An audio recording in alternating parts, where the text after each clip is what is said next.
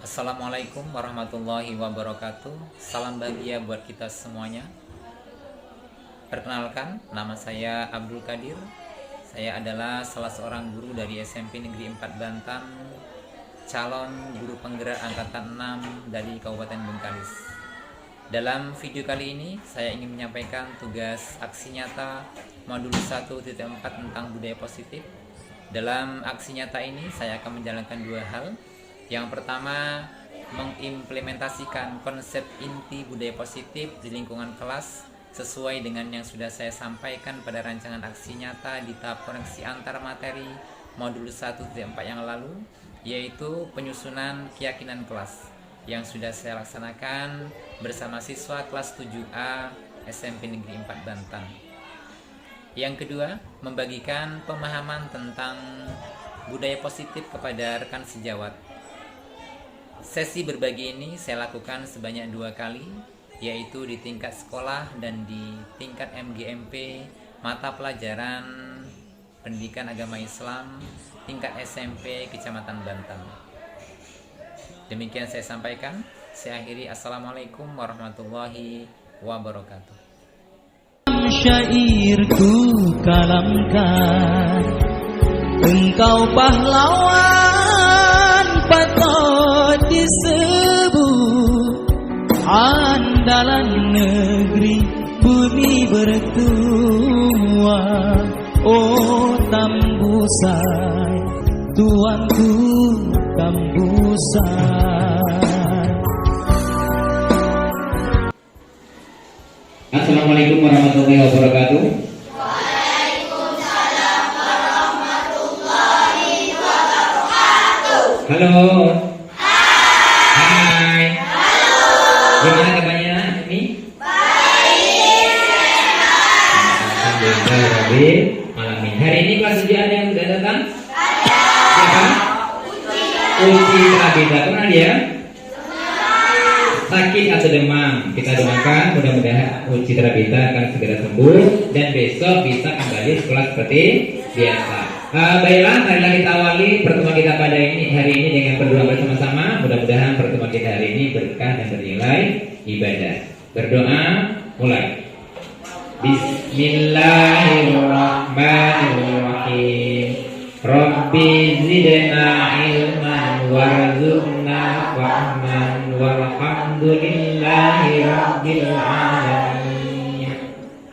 Baik, sebelum proses pembelajaran kita mulai, kita nyanyikan dulu lagu wajib nasional, lagu Garuda Pancasila.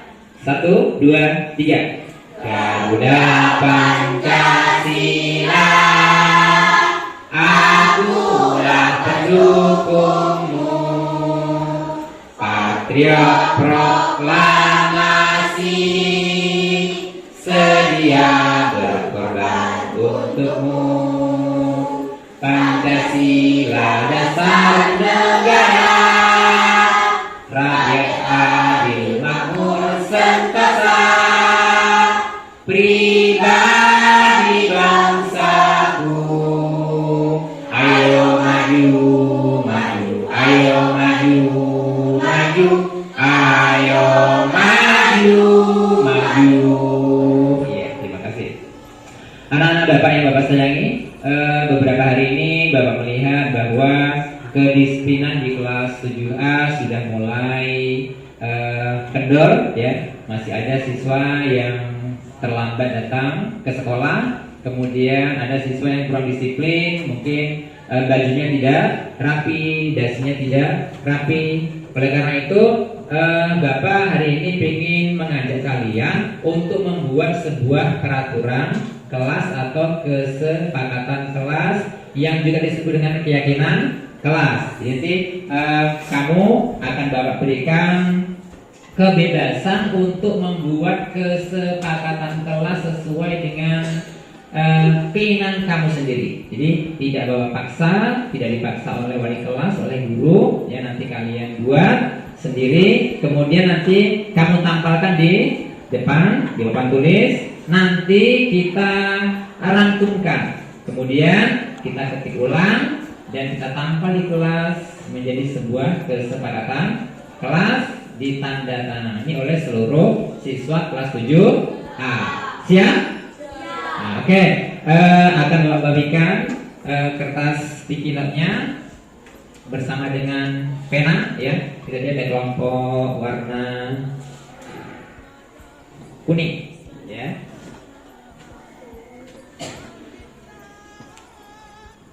Nanti ingat ya, tulisnya di sebelah bagian luar.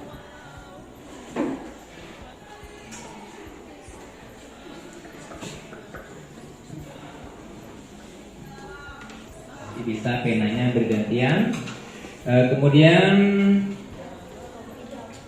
kelompok hijau, ya, kelompok hijau.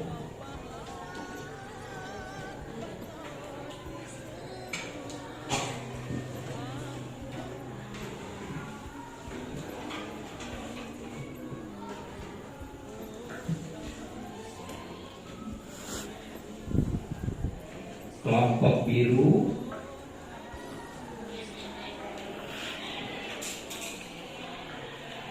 yang sudah dapat pena dan kertas silakan kamu tulis ya apa yang menjadi kesepakatan kelas menurut kamu ya. Kamu tulis di kertas masing-masing ya, gantian penanya. Kemudian warna oranye.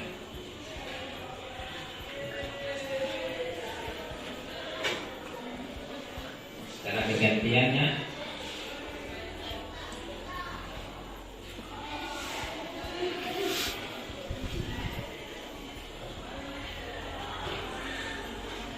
Silahkan kamu tulis yang sudah dapat kertas dan dapat pena, kamu tulis. Yang terakhir kelompok pink.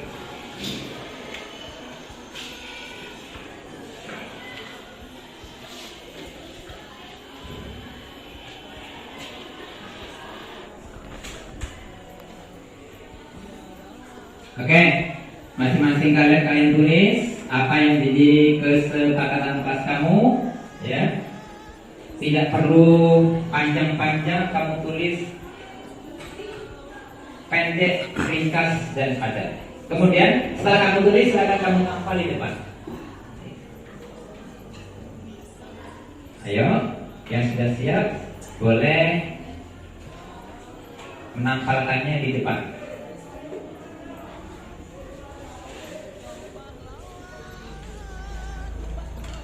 Ya, disitu bersama-sama. Ya, apa yang menjadi kesepakatan kelas kamu, mungkin bertanggung jawab atau mungkin disiplin, atau tadi mungkin mengembalikan barang yang dipinjam kepada pemiliknya, bertanggung jawab. Satu siswa cukup satu saja, tidak perlu banyak-banyak. Satu siswa cukup satu. Oke, udah siap? Satu saja. Kalau ada yang salah nanti silakan hubungi ya. Bagi kertasnya yang mungkin tercoret bisa saya.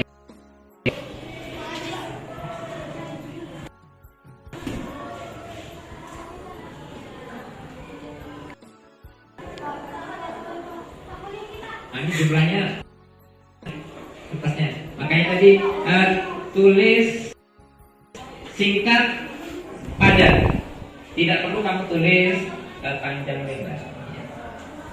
Contoh tadi kan sudah saya sebutkan kan, ya. Bisa tanggung jawab.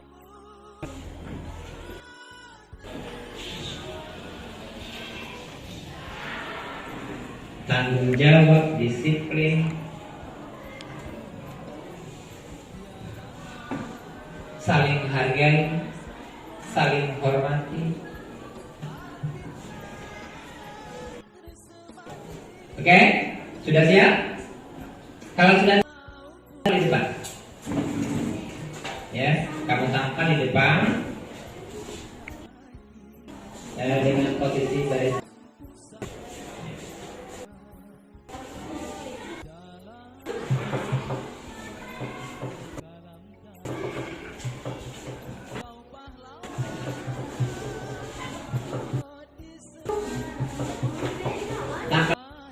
Nanti akan kita gabungkan lagi menjadi satu.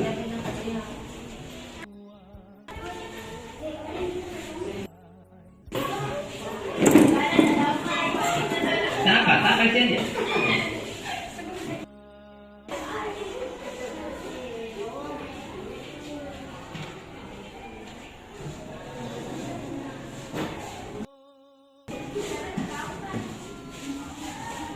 Oke, yang belum?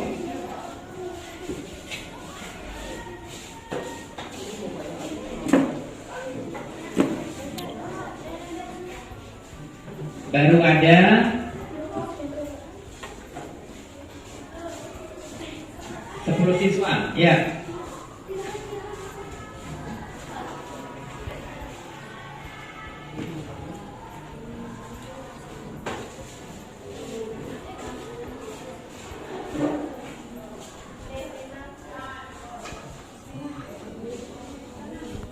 Kalau terbalik kamu tulis kertasnya Kirana.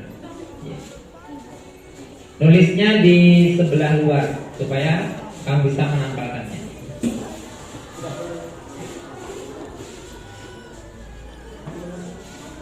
Ada lagi belum? Wahyu sudah? Edwin? Hariri?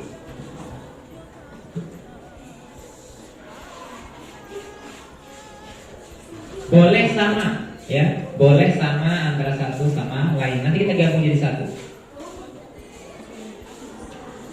Ada berapa lagi yang belum?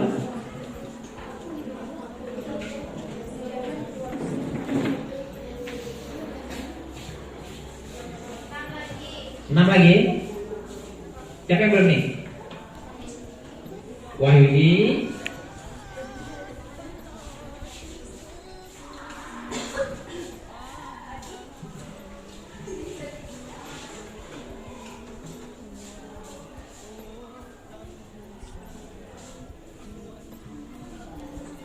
Yang kuning kurang satu.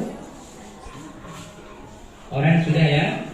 Orange 5. Hijau 4 sudah. Pink kurang satu.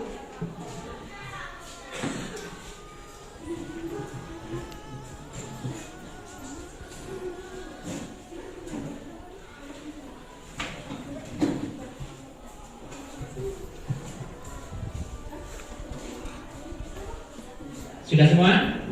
Nah, baik. Sekarang saya minta 2 orang maju ke depan untuk menggabungkan mana yang sama, kita gabung jadi satu. Siapa yang ke depan? Bisa 2 atau 3. Ya. Silakan kamu pilih mana yang kata-katanya sama, kamu jadikan satu tempat. Sama kata-katanya jadikan satu tempat. Mungkin nanti saling hargai. Nanti bisa satu tempat ya. Kemudian mungkin disiplin.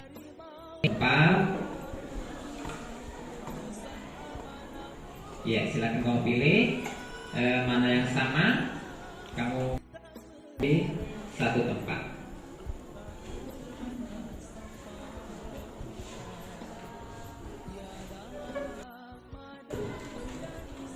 Ini berarti mungkin nanti masuk ke tanggung jawab.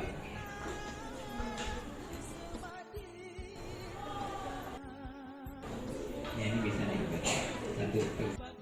Kemudian ini bisa satu tanya.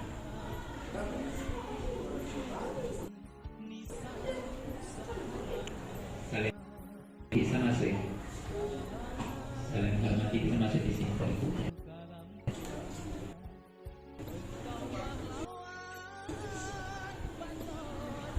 Jadi kan sudah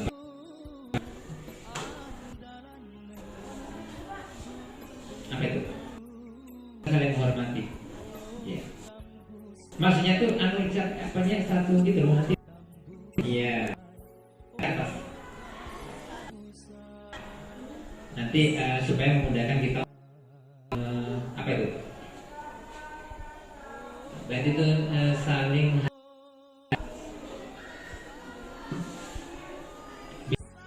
Kaila. Ya.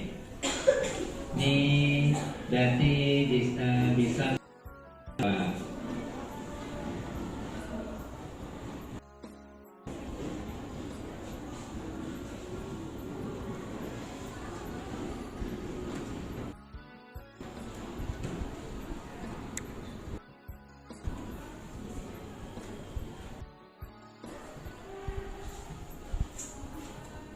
Sudah? Oke, terima kasih. Ella, kemudian Sofa dan Indah Nur Jihad. Baik ya. Setelah kamu kesepakatan kelompok kita pada hari ini ya, di sini 4 kategori yang harus kita jadikan sebagai sebuah keyakinan kelas. Yang pertama di sini saling menghormati, ya, saling menghormati. Ini tidak kawan di kelas, kemudian menjaga kesopanan, tidak. Jadi ini menghormati, kemudian tidak boleh melanggar peraturan kelas. Ini berarti disiplin. Ini kelas ketika bel masuk sudah berbunyi, kemudian piket sesuai dengan jadwal, tanggung jawab, ya. Kemudian bertanggung jawab, disiplin, menghormati, menghargai satu sama lain, dan saling menghargai. Jadi ada 5 kesepakatan kelas atau keyakinan kelas yang sudah kita buat, ya.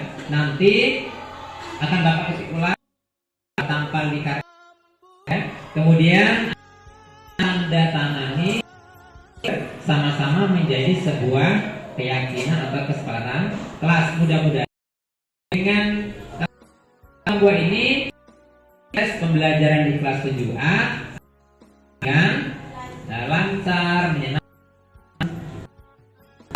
Apa yang kamu harapkan itu akan dilaksanakan. Oke, sampai di situ. Perlu kamu tanyakan tentang hal ini? Tidak? Ya. Akan Bapak, kemudian Bapak tampal di karton, dan besok kita tanda tangani keyakinan atau kesepakatan kelas 7A. Baik, demikianlah kegiatan kita pada hari ini. Assalamualaikum warahmatullahi wabarakatuh.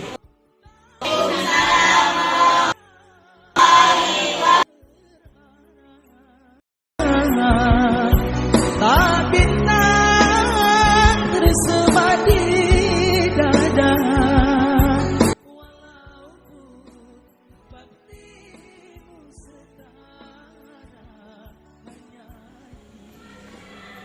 Assalamualaikum warahmatullahi wabarakatuh. Saya Sofia Rahmaini, kelas 7A SMP 4 Bantan. Saya merasa senang sekali dilibatkan dalam penyusunan keyakinan kelas.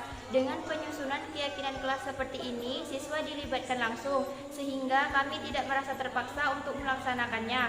Karena keyakinan kelas ini kami sendiri yang menyusunnya. Demikian saya sampaikan, saya akhiri. Assalamualaikum warahmatullahi wabarakatuh. Oh tambusai, tuanku tambusai, oh tambusai,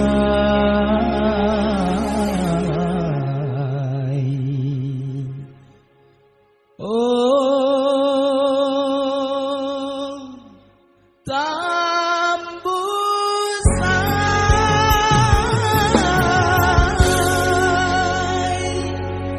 Walaupun baktimu setara, hanya ini nisan pusara dalam. Bismillahirrahmanirrahim. Assalamualaikum warahmatullahi wabarakatuh. Bersyukur kita kehadirat Allah Subhanahu wa taala dengan ucapan alhamdulillahirrahmanirrahim. Sholawat dan salam kita hadiahkan salat Nabi Muhammad SAW dengan mengucapkan Allahumma sholli ala sayyidina Muhammad wa ala ali sayyidina Muhammad. Bapak, ibu-ibu anggota GMP PAI Kecamatan Bantan yang saya hormati, yang terkhusus Bapak Abdul Qadir pada hari ini selaku pemateri MGMP PAI Kecamatan Bantan, pada hari ini akan kita lanjutkan MGMT kita yang materinya tentang budaya positif, yang mana hari ini akan disampaikan oleh Bapak Abdul Qadir, guru SMP Negeri 4 Banten selaku guru penggerak Angkatan 6 Kabupaten Bengkalis. Kepada Bapak Abdul Qadir kami persilakan untuk menyampaikan materi pada hari ini. Saya selaku pembawa acara menyerahkan sepenuhnya kepada Bapak materi. Saya akhiri. Assalamualaikum warahmatullahi wabarakatuh.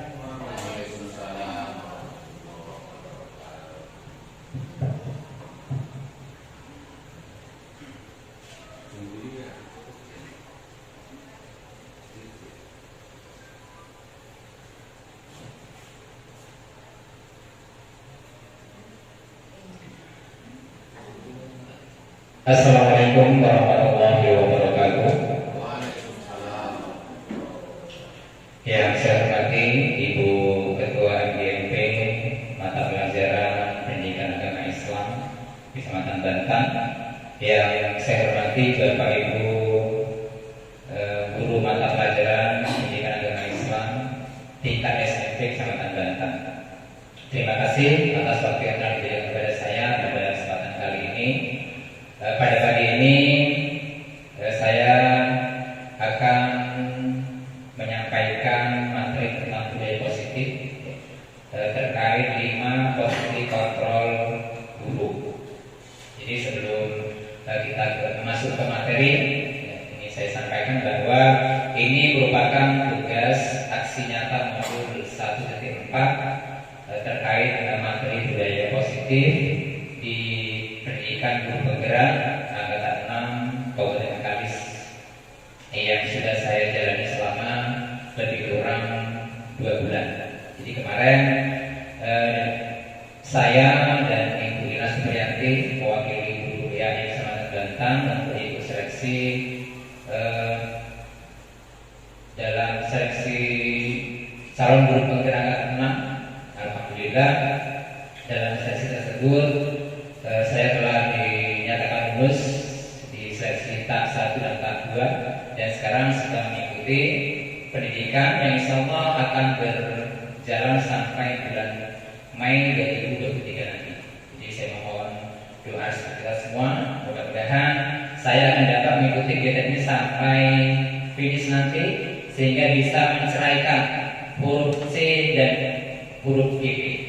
Jadi kami sekarang masih calon guru penggerak, mudah-mudahan nanti sampai bulan Mei 2023 huruf C itu akan terpisah dari GP tersebut. Baiklah, di sini kita lihat ke layar ya.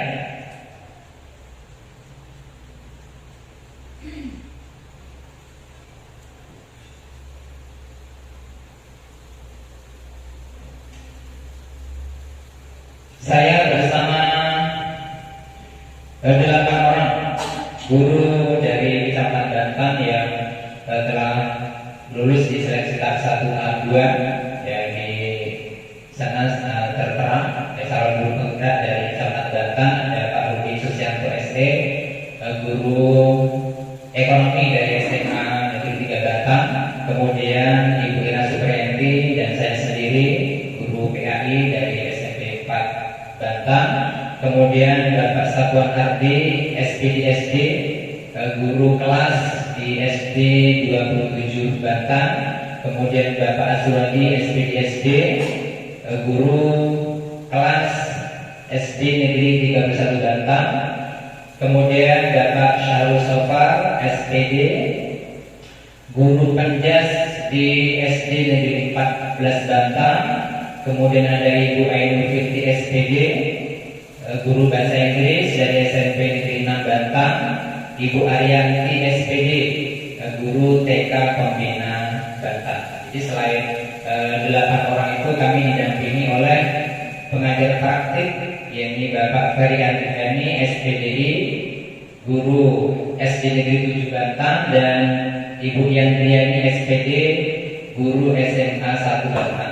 Jadi selama pendidikan lebih kurang 2 bulan ini kami dibimbing oleh pengajar praktik kami, yakni Pak Ferry Andiani dan Ibu fasilitator kami, Ibu Hermiati Badrun. Ini ya Ibu Hermiati Badrun dan Pak Ferry Andiani yang mendampingi kami sampai pendidikan guru penggerak nanti berakhir. Bapak Ibu yang saya hormati, tujuan pertemuan kita pada hari ini berbagi pemahaman tentang konsep budaya positif. Jadi budaya positif itu banyak. Jadi yang akan saya sampaikan pada pertemuan kali ini adalah 5 posisi kontrol kita sebagai guru. Baik, ya, sebelum kita masuk ke materi pelajaran, saya minta Bapak Ibu untuk menjawab pertanyaan di layar. Ya, ada 5 buah pertanyaan. Bisa nanti Bapak Ibu tunjuk tangan atau mungkin saya tunjuk. Ya. Pertanyaan pertama, lampu apa yang ada di persimpangan jalan? Yang kedua, kenapa mobil berhenti di lampu merah? Pertanyaan ketiga, minuman apa yang paling murah di warteg? Yang keempat, binatang apa yang paling jago berenang?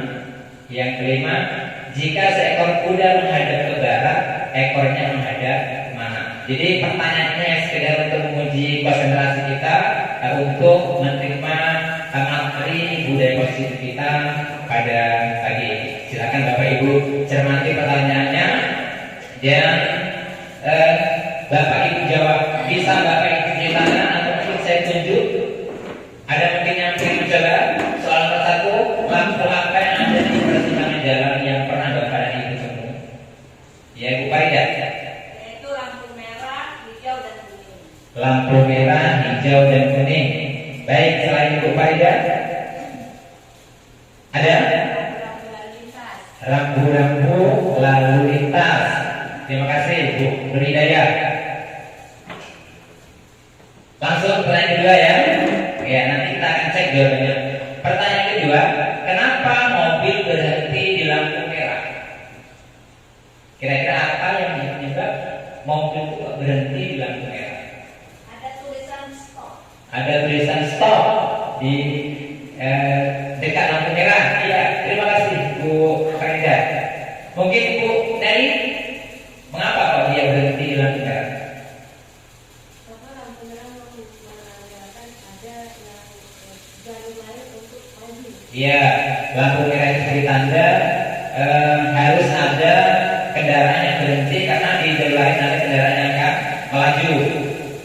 Mungkin ada lagi Pak Zulkarnain? Karena kalau kenapa mobil berhenti di lampu merah?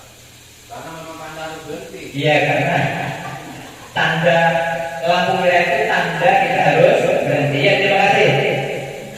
Kita tengok soalan nomor 3. Minuman apa sih yang paling murah di warteg? Tentu Bapak Ibu pernah makan di warteg kan? Jadi minuman apa menurut Bapak Ibu yang murah di warteg itu? Es kosong kata Pak Saiful. Air suam. Air suam. Ayo. Mungkin Ibu Jaira apa yang paling murah? Air putih. Ya. Baik, terima kasih. Soal yang nomor 4, binatang apa yang paling jago berenang? Ikan, lumba-lumba, bebek, buaya. Iya, terima kasih. Ya, nanti kita cek jawabannya. Soal terakhir, jika seekor kuda menghadap ke barat, ekornya menghadap ke mana? Ke timur, utara. Bu Sila. Kudanya menghadap ke barat, ekornya menghadap ke mana? Ke selatan, utara, timur. Ada yang ingin coba?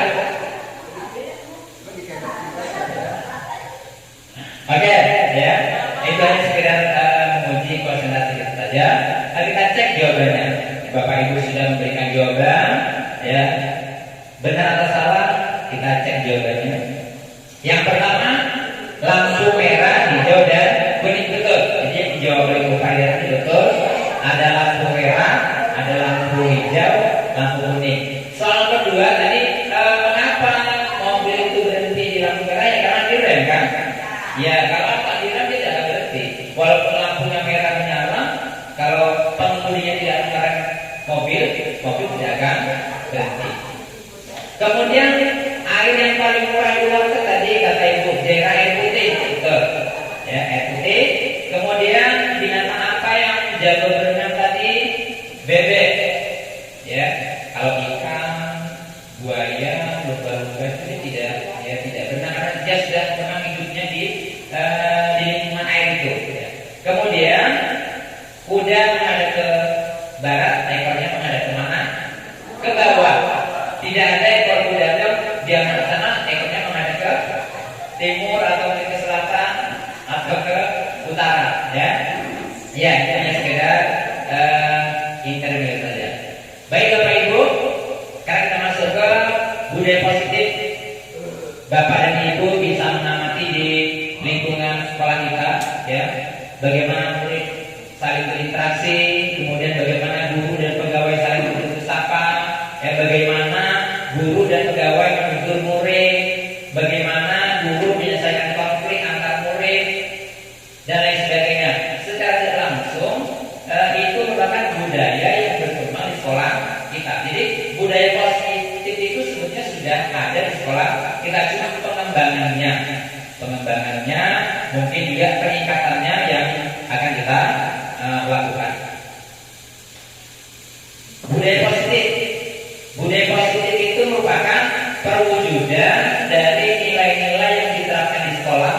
Ya, budaya positif diawali dengan perubahan paradigma tentang teori kontrol. Selama ini mungkin kita merasa berkewajiban mengontrol perilaku siswa agar mereka memiliki perilaku sesuai dengan yang diharapkan oleh guru. Jadi rupanya paradigma ini salah. Kita selalu mengontrol siswa supaya dia memiliki perilaku sesuai dengan yang kita harapkan. Jadi seakan-akan ada pemaksaan. Jadi biarlah budaya itu menjadi kesadaran mereka sendiri, mereka lakukan dengan ikhlas, tidak ada paksaan dari orang lain. Kenapa? Karena apabila dilaksanakan dengan kesadaran sendiri akan tertanam lebih lama di dalam hati dan jiwanya. Tapi kalau hanya sekedar paksaan saja, ya, saya nanti kalau tidak berbaju rapi nanti dihukum oleh bapak ibu guru, ya. Nanti kalau saya terlambat nanti saya akan diberikan saksi hukuman. Jadi itu merupakan sebuah keterpaksaan. Jadi tugas kita sebagai guru itu bagaimana budaya itu bisa mereka laksanakan dengan kesadaran mereka sendiri, tapi lagi tidak semudah memberikan telapak tangan. Begitulah perjuangan kita sebagai seorang pendidik. Ya, di sekolah kita sudah ada, ya, contoh budaya positif itu. Di antaranya membersihkan lingkungan sekolah lewat kegiatan gotong royong, sudah ada, ya, budaya positif di sekolah kita. Kemudian penugasan piket kebersihan kelas yang dibuat oleh wali kelas. Penerapan budaya senyum, salam, sapa di sekolah. Penerapan kebiasaan rekreasi, mungkin ada sholat duha berjamaah, sholat zuhur berjamaah, upacara bendera pada Senin pagi dan infak Jumat dan lain sebagainya. Itu merupakan salah satu budaya positif yang sudah ada di sekolah kita masing-masing. Mungkin kalau di Banten ini sudah tidak asing lagi, ya, sudah kita laksanakan. Baik, ya. Pada hari ini saya akan menyampaikan di antara salah satu budaya positif itu ada 5 posisi kontrol guru menurut Diane Besser.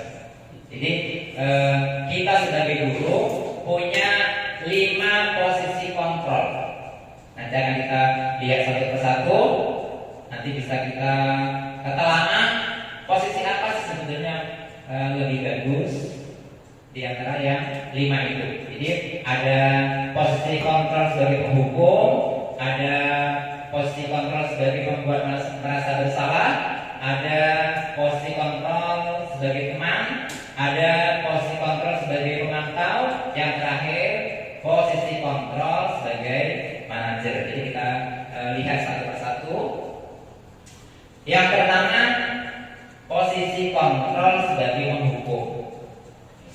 guru yang memegang posisi ini biasanya dia akan menggunakan dukungan fisik atau verbal, ya. Mungkin dia akan menggunakan suara tinggi, suara kasar, mata melotot, kemudian jari menunjuk-nunjuk serta menghadap siswa. Akibatnya siswa akan takut kepada guru yang memiliki posisi kontrol menghukum. Rupanya posisi ini dampaknya ini akan melahirkan anak-anak yang pendendam. Jadi kalau selama ini kan guru yang galak itu kelihatannya ditakuti siswa, ya, banyak Pak Ansel itu galak, siswa banyak takut dengan dia. Kalau tidak ada dia, sekolah kita pasti tidak aman. Tapi rupanya posisi dia sebagai penghukum itu dampaknya akan melahirkan anak-anak yang pendendam. Mungkin di depan Pak Anton dia tunduk, tapi ketika di belakang mungkin nanti ban sepeda motornya dikempes ke kanan, atau mungkin nanti di garis pakai kartu dan lain sebagainya. Jadi akan melahirkan ini siswa-siswa yang pendendam. Jadi selama ini kalau mungkin kita menggunakan posisi ini, yaitu siswa itu akan terus ingat dengan kita, akan melahirkan sifat dendam. Mungkin kalau Pak Gil pernah seperti itu, anak akan ingat terus, ya. Dan nanti kemungkinan dia akan melampiaskan dendamnya. Kalaupun tidak kepada kita, mungkin kepada keluarga kita, kepada anak kita. Ya, jadi mudah-mudahan kita tidak termasuk guru yang menggunakan posisi kontrol sebagai penghukum. Tapi kebanyakan banyak yang menggunakan dia, karena tadi itu kita berasumsi guru yang galak itu akan ditakuti oleh siswa, sementara guru yang tidak galak akan diremehkan oleh siswa. Kemudian yang kedua, pembuat merasa bersalah. Pada posisi ini guru biasanya tidak pakai yang hati lagi, suaranya lebih lembut. Membuat merasa bersalah ini akan menggunakan keheningan yang membuat orang lain merasa tidak nyaman, bersalah atau rendah diri. Contoh, apa kamu tidak kesian dengan bapak, dengan ibu, ya? Kamu tidak ingat bapak dan ibu kamu di rumah. Itu pembuat merasa bersalah. Anak itu seakan-akan dia akan merasa bersalah, kemudian dia tidak berguna. Jadi dampak ini murid akan merasa bersalah, kemudian menjadi anak-anak yang tidak percaya diri, dan rupanya lebih berbahaya dari posisi kontrol seperti penghukum tadi. Walaupun mungkin dia biasanya tidak sekuat yang digunakan oleh guru yang menggunakan posisi kontrol sebagai penghukum, tapi dampak yang tertanam di dalam anak itu sangat lama sekali. Anak itu merasa dia tidak berguna sama sekali, ya. Kita gunakan bahasa kata-kata yang lebih lembut, tapi bahasa itu mengena ke anak, ya. Yang ketiga, posisi sebagai teman. Posisi sebagai teman ini ya, guru akan mengontrol murid melalui persuasi. Guru di posisi teman menggunakan hubungan baik dan humor untuk mempengaruhi siswa. Jadi antara guru dan siswa itu kalau nanti ada sesuatu masalah, gurunya cuma humor saja, ya. Sehingga dampak posisi ini biasanya murid akan suka dengan guru-guru yang menggunakan posisi sebagai teman ini. Bapak ini baik, guru ini baik, ya. Suka dengan kita, tetapi dampaknya juga ini siswa akan merasa senang dan akrab dengan guru yang dia senangi saja. Sementara guru yang tidak menggunakan posisi teman ini, siswa itu tidak suka. Saya lebih suka dengan Ibu Maida, saya tak suka dengan Ibu Nani, ya. Karena Ibu Maida tadi menggunakan posisi itu sebagai teman. Kemudian tadi akibatnya atau dampaknya dia hanya patuh pada satu atau dua orang guru saja yang dia anggap sebagai teman, sedangkan dengan guru yang tidak dia anggap sebagai teman dia tidak akan patuh. Kemudian siswa itu ya akan tergantung, punya rasa ketergantungan dengan guru yang menggunakan posisi ini. Yang keempat, posisi sebagai pemantau. Memantau berarti mengawasi. Pada saat kita mengawasi, kita bertanggung jawab atas perilaku orang-orang yang kita awasi. Posisi pemantau biasanya akan berdasarkan peraturan atau konsekuensi Umpamanya di sekolah kita ada peraturan bagi siswa yang terlambat 15 menit ada konsekuensinya. Dia harus tinggal di kelas pada jam istirahat selama 15 menit, kan? Jadi kita gunakan konsekuensi ini untuk memantau siswa. Kalau kita menggunakan posisi ini, kita sebagai pemantau harus memantau dia. Ketika tadi anak-anak istirahat, kemudian 15 menit yang terlambat tadi kelas mengerjakan tugas, kita tetap memantau anak tersebut. Karena kalau tidak kita pantau, ya anak itu tidak akan mengerjakan tugas atau mungkin tidak akan keluar kelas, atau mungkin ada kesalahan lain yang tidak piket kelas. Ada peraturan sekolah bagi siswa yang tidak piket nanti akan diberikan konsekuensi namanya membersihkan WC. Nanti pada jam istirahat kamu membersihkan WC. Guru sebagai pemantau. Jadi ketika dia mengerjakan tugas membersihkan WC, kita sebagai pemantau mengawasi pekerjaan siswa tersebut. Dampak dari posisi ini, pemantau adalah murid memahami konsekuensi yang harus dijalankan karena telah melanggar salah satu peraturan sekolah. Setelah kita pantau, nanti siswa akan tahu, oh ini konsekuensinya kalau kita melanggar peraturan sekolah. Yang terakhir, posisi kontrol sebagai manajer. Ya. Manajer adalah posisi di mana guru berbuat sesuatu bersama dengan murid, mempersilahkan murid mempertanggungjawabkan perilakunya, mendukung murid agar dapat menemukan solusi atas permasalahannya sendiri. Pada posisi ini, guru akan mengembalikan tanggung jawab pada murid untuk mencari jalan keluar permasalahannya dengan bimbingan guru. Tadi kan ada siswa terlambat, ya. Kita sebagai manajer menanyakan apa sebab kamu terlambat. Umpamanya saya terlambat bangun tidur Pak. Jadi apa solusinya supaya besok kamu tidak terlambat lagi. Jadi diadakan dialog antara guru sebagai manajer dengan siswa yang sedang menemukan suatu permasalahan. Jadi ada 5 posisi kontrol yang dapat kita laksanakan dalam kita melaksanakan tugas kita sebagai seorang pendidik. Kita lihat di sini tayangannya.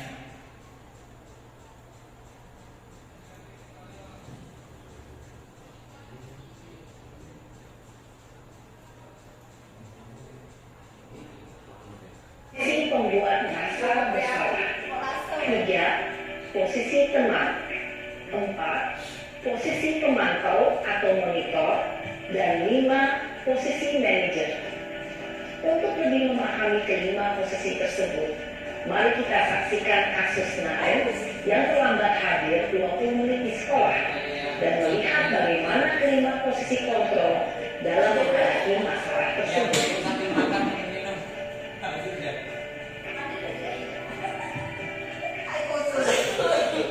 Yang paling murah.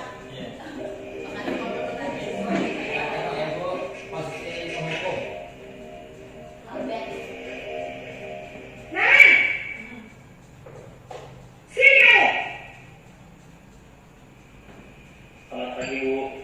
Selalu terlambat. Kamu deh, pasti terlambat. Maaf, Bu. Saya... Apa? Apa coba? Alasan kamu apa lagi? Kapan sih kamu tidak terlambat? Malas sekali ya kamu jadi anak. Saya... Dasar pemalas. Gak kapok-kapok sih kamu. Sudah berapa kali terlambat? Saya kasih Sana. kesempatan yang baik ya. Kamu keliling lapangan basket 2 kali. Kenapa saya harus keliling lapangan basket, Bu? Kenapa? Kamu orang Ibu. Berani-beraninya jawab. Sudah terlambat, masih berani jawab pula. Sekarang, keliling lapangan basket 5 kali sekalian. Biar kapok. Cepat. Pergi sana ke lapangan basket. Posisi penghukum biasanya berbicara dengan nada tinggi, menghardik, menunjuk-nunjuk, menyakiti, dan menyindir. Hukuman bisa berupa fisik maupun psikis. Ibu dan bapak guru hebat. Dampak yang terjadi pada murid ketika guru berada pada posisi penghukum adalah murid cenderung akan memberontak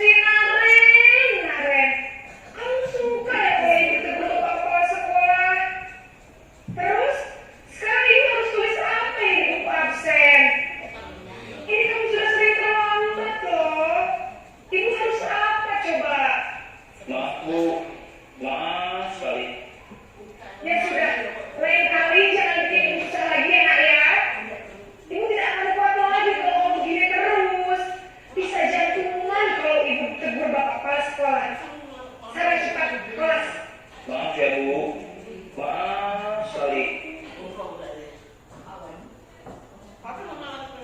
Posisi pembuat rasa bersalah berbicara dengan nada tenang, cenderung lembut.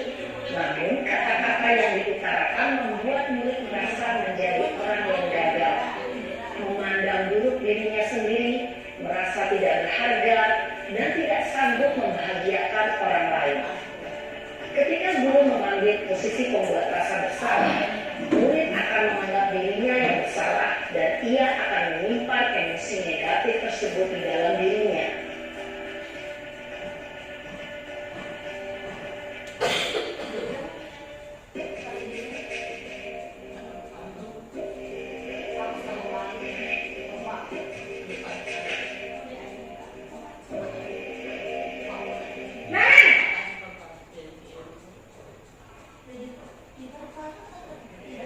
Selamat pagi Bu.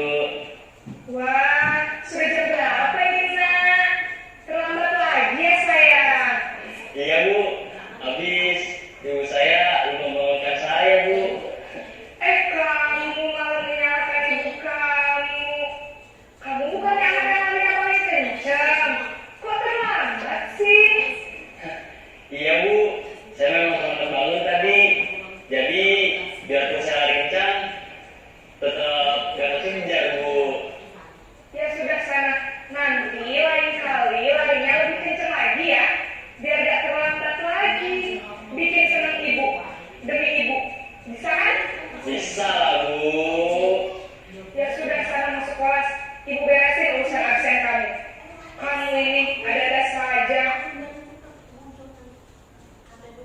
Dalam posisi teman, guru berbicara dengan nada suara ramah, akrab, cenderung bersenda gurau untuk menjaga suasana tetap santai. Murid akan merasa senang, aman, dan akrab dengan guru. Identitas yang tercipta adalah identitas sukses atau berhasil. Namun, perlu diingat, karena ini masih dorongan eksternal, maka ada faktor ketergantungan dari murid kepada orang tertentu. Di sini, guru absennya, sehingga di lain waktu, murid bisa berperilaku baik, namun hanya kepada orang-orang tertentu saja.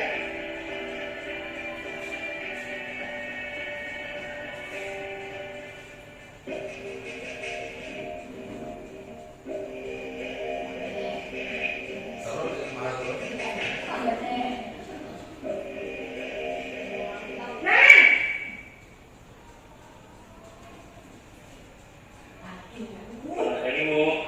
Naren, apa peraturan sekolah kita tentang jam berapa kita harus masuk sekolah, Nak? Kita harus di sekolah jam 7 Bu. Iya betul, sekarang sudah jam 7.20. Naren sudah tahu konsekuensinya jika terlambat hadir. Paham Bu, saya harus tinggal kelas pas jam istirahat selama 20 menit. Iya benar, konsekuensinya demikian. Jadi nanti jam 9.30 pas istirahat, kamu harus tinggal di kelas, kerjakan tugas tambahan untuk ketertinggalan kamu, ya? Baik Bu. Posisi pemantau mengandalkan penghitungan atau data untuk mengontrol murid. Guru mengarahkan murid berdasarkan peraturan dan konsekuensi. Seorang pemantau menunjukkan bahasa tubuh dan ekspresi wajah yang datar dan cenderung formal.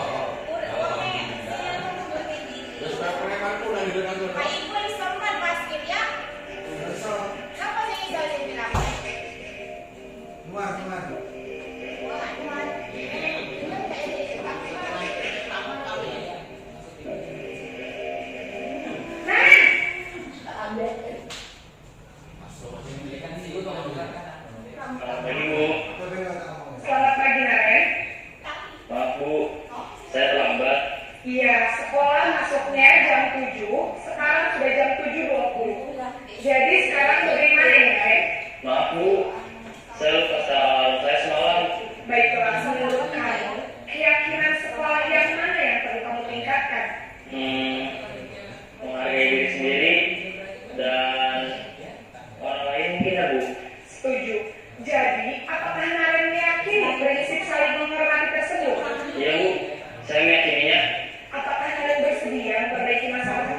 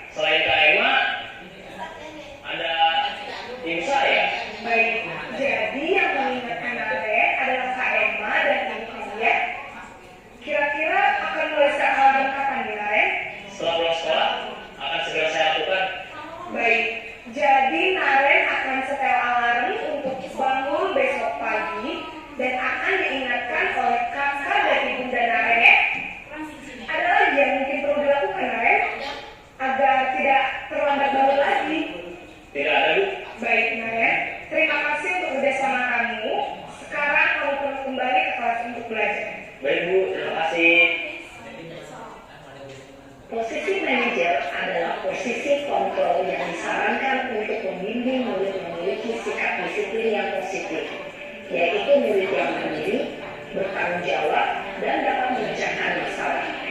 Tujuan dari posisi ini adalah agar murid dapat berefleksi atas tindakannya. Guru akan lebih tulus memberikan pertanyaan-pertanyaan bermakna, sehingga membuat murid dapat belajar dari kesalahannya dan mencari sebuah solusi untuk menyelesaikannya.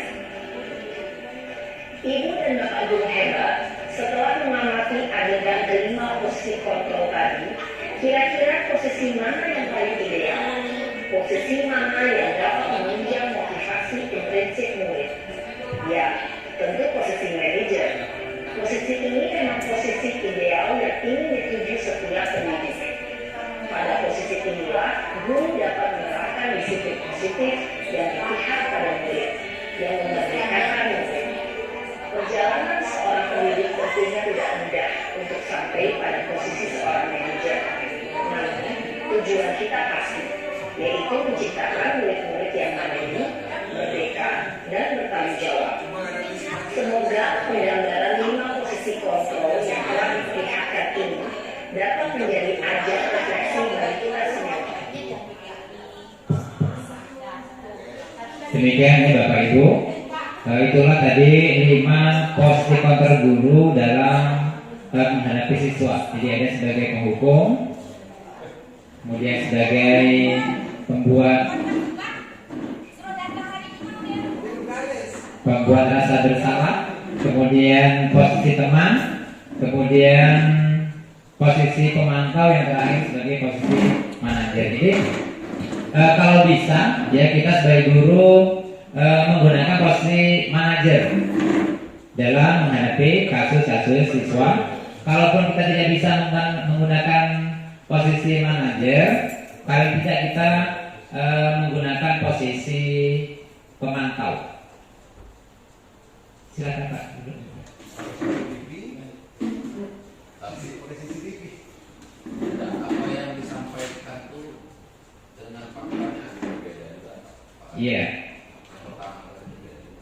Karena kalau semua satu sekolah kalau tidak ada guru yang ditakuti susah juga. Artinya semua guru dengan posisi yang kedua tadi kan dengan kata-kata yang lembut. Iya. Mungkin sebagian bisa, tapi sebagian lain tergantung kondisional juga. Ya memang 5 posisi kontrol tadi memang bagus.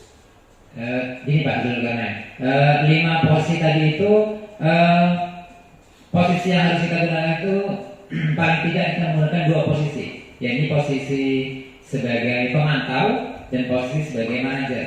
Jadi untuk posisi sebagai penghukum, kemudian sebagai teman dan sebagai pembuat rasa bersalah itu tidak bagus kita gunakan ketika kita menghadapi anak-anak yang bermasalah.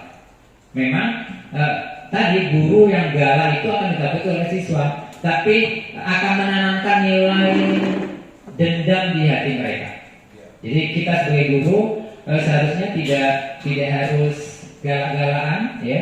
Cukup kita menggunakan posisi tadi, posisi pemantau. Apabila kita punya konsekuensi, ada siswa yang bermasalah, maka konsekuensinya kemudian kita pantau dia.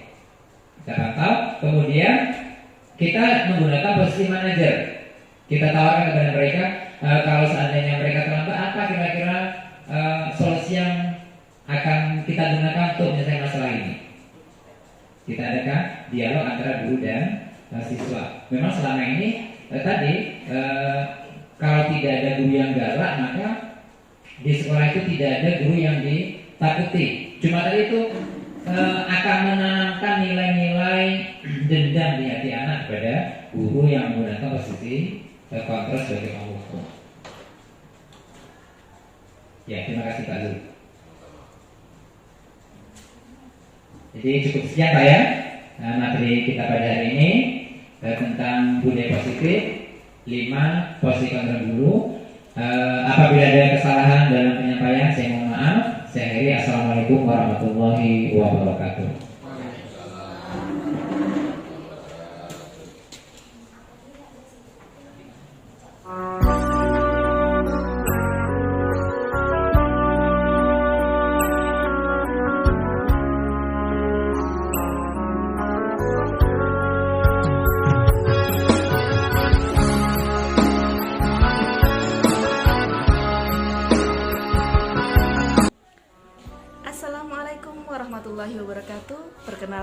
saya Fitriana. Saya adalah guru SMP 4 Bantan. Baiklah, di sini saya akan menyampaikan refleksi mengenai kegiatan berbagi yang telah disampaikan oleh Bapak Abdul Qadir, calon guru penggerak angkatan 6. Berdasarkan materi yang sudah diberikan oleh Bapak Abdul Qadir mengenai 5 posisi kontrol guru, selama ini mungkin saya sudah pernah melakukan sudah melakukan kontrol guru, namun saya tidak mengetahui dampak negatif dari yang saya lakukan. Namun setelah disampaikan guru berbagi yang sudah disampaikan oleh Bapak Abdul Qadir, saya mengetahui ternyata banyak posisi kontrol negatif yang berdampak negatif ke siswa.